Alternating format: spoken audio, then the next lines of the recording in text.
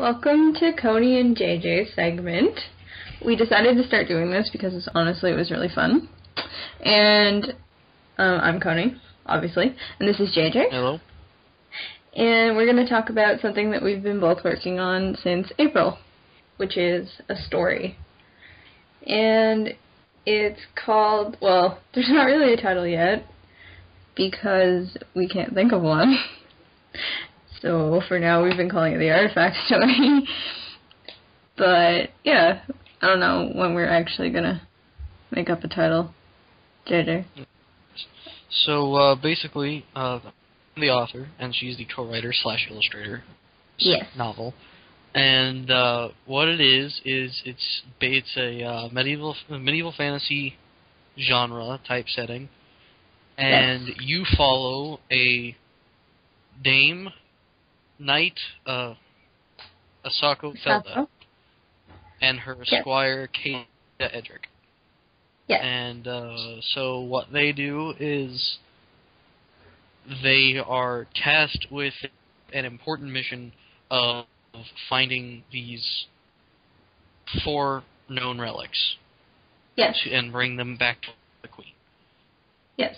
And so throughout their journey, they encounter people, meet friends, their party expands, like any kind of RPG-esque thing. Yeah.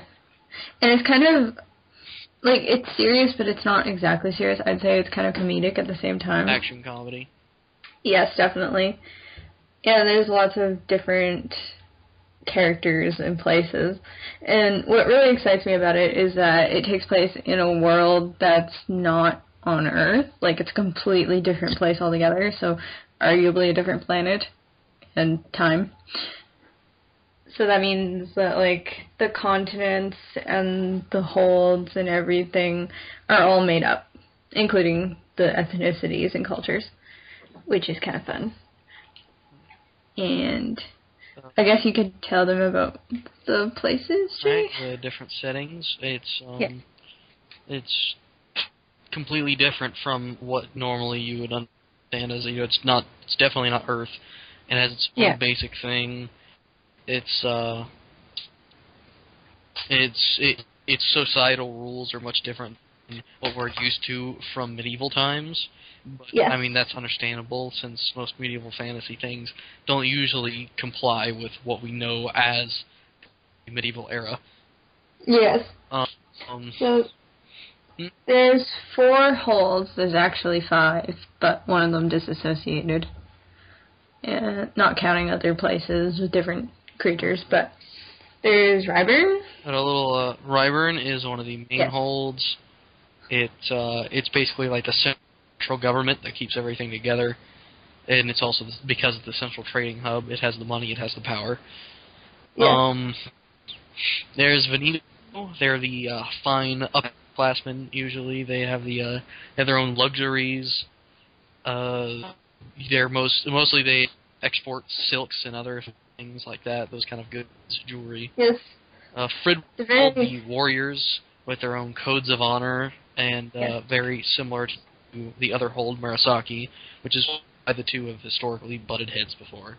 But that's for topic. And there was a 5th one, Manzal, but it cut itself off from society, and something, as of the past century, something happened to it. And so basically there are only 4 real holds now. But for a long time there were 5.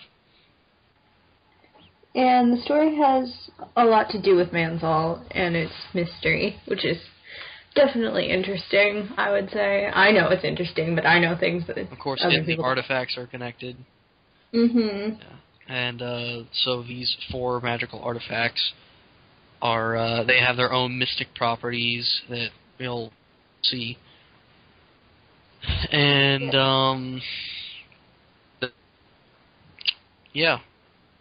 Yeah, there's different characters too, which if you follow any of my things like Tumblr, DeviantArt, you'd see me posting about this, and you're probably quite confused because I haven't really given it any context, which is why we're making this video. But there's characters like mercenaries and inquisitors and all sorts of fun things. Like I said, like in any RPG-esque world with medieval fantasy, there's tons of different classes.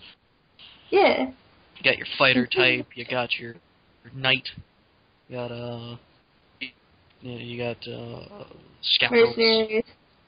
zealots, the Inquisitor. Yeah, I'm pretty sure Inquisitors are class in other games and such. Yeah. So there's a variety of things going on with it. Yeah. JJ has been writing it because he's an author. And I've been doing the illustrations and design because obviously I'm an artist. And we've been collaborating. Yes, and a co-writer because he's gracious enough to call me that. And yeah, I'm probably going to post things about it on the website. And definitely in the future I'd like to make videos about it. Like once I get the ball rolling with the comic. And I'd like to do like voice acting. Or put it all together and, like, you know, play around with it.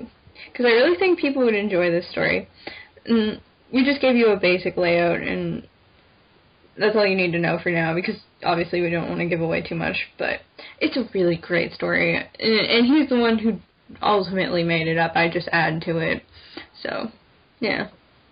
I'm looking forward to working with you, as always, and creating content. So I guess that's it, Jay? Yep, maybe we should keep it at that for now. Yes. Goodbye. Thank you for listening.